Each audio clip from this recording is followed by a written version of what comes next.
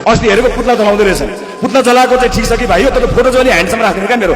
तपाईको भएको यत्रो यत्रो दारी छ त नि, हामीले कसरी चाहिँ राम्रो फोटो ह्यान्डसम राखेर पुत्ला जलाउनु त नि। झुर फोटो राखेर पुत्ला जलाउनु भएन। फोटो त अलिक मान्छे त राम्रै छु, राम्रो फोटो हालेर जलाउनु नि।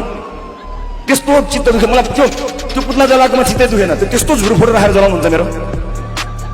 राजनीतिको मैदानमा आएपछि अब यहाँ झिङ्गा मार्ने काम हुँदैन। अब यस्तै हुन्छ, जब जब ठुला ठुला अपरेसनहरू गर्छौँ, जब जब जनताको मुद्दामा काम गर्छौँ, संसारको इतिहास छ जनताको पक्षमा काम गर्नेहरू घेराबन्दीमा पर्छन्, अन्यायमा पर्छन्, अत्याचारमा पर्छन्, जेलको चिन्छन्, झुटा मुद्दाहरू लाग्छन्। सबै थाहा छ, जानेर बुझेर आँट गरेर छाती ठोकेर आएको। किन चिन्ता गर्नुहुन्छ?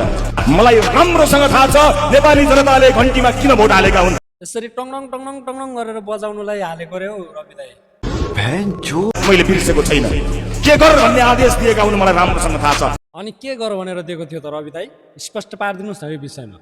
झन्डै 12 लाख मान्छेले त्यो कुर्सीमा गएर घुमेर बस भनेर भोट दिएका होइनन्। कसलाई कसलाई कहिले कहिले कुन कुन केसमा कहाँ पठाउने भन्ने कुराको म्यान्डेट नेपाली जनताले गत चुनावमा दिएर पठाएको कुरा मैले भुलेको छैन।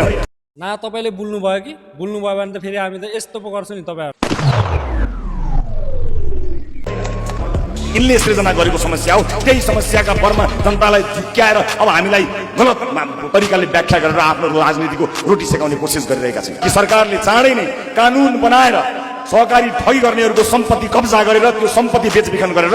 अनि तपाईँ पनि पर्छ भन्छ त नि सहकारी ठगमा त नि। के बोले भाइ? अब के बोले सम्पूर्ण पीडितहरूलाई दिने कामको सुरुवात चाँडै गर्नेछ, म घोषणा गर्न चाहन्छु। अघिल्लो दिनसम्म आफ्नो सरकार हुँदा यसलाई कसरी फसाउन सकिन्छ भनेर अनुसन्धान गरे।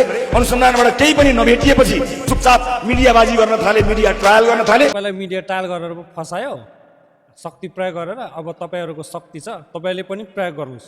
अनि आफू सरकारबाट बाहिर गएको दिन राजीनामा दे। बालेन दाइलाई अचम्म लागेर हो रे हुँदै। भारतले मात्रै होइन हाम्रो नेपालले पनि मिचेको छ अरे, त्यही भएर। ल एउटा कुरा अचम्म लाग्छ होला, मैले पनि अस्ति प्रधानमन्त्री भएपछि नै थाहा पाएँ भारतले नेपालको जग्गा मात्रै होइन, नेपालले पनि भारतको जग्गा धेरै ठाउँमा मिचेको रहेछ। भन्न थाले राजीनामा तिमीले हामीसँग माग्नु पर्दैन। काम गर्न नसकेको दिन, काम गर्न नपाएको दिन तत्काल राजीनामा दिने छाती छानी लु लागेको टकटका फाइल टकटकाउँदैछ भन्ने थाहा पाएर तपाईँले राजीनामा माग्नु भएको कुरा मलाई राम्रोसँग थाहा छ। पक्नुहोस्, 2-4वटा काम गर्न दिनुहोस्। पार्टीको सटर बन्द गर्नु पर्यो, बन्द गर्न तयार छु, तर कुनै गन्दा धन्दावालाहरूको अपारदर्शी चन्दा पार्टीलाई लिनुहुन्न। त्यो जुठो हामी खाँदैनौँ भनेर मैले प्रश्न भनेको छु। अब प्रत्येक दिन एउटा मान्छे थुनुहोस् भन्न चाहे, प्रत्येक महिना एउटा चाहिँ कोसिस छ मेरो। अस्तिको महिना 2टा भएछ, अलिक एक्स्ट्रा गएछ, त्यस कारणले यो महिना भ्याइएन।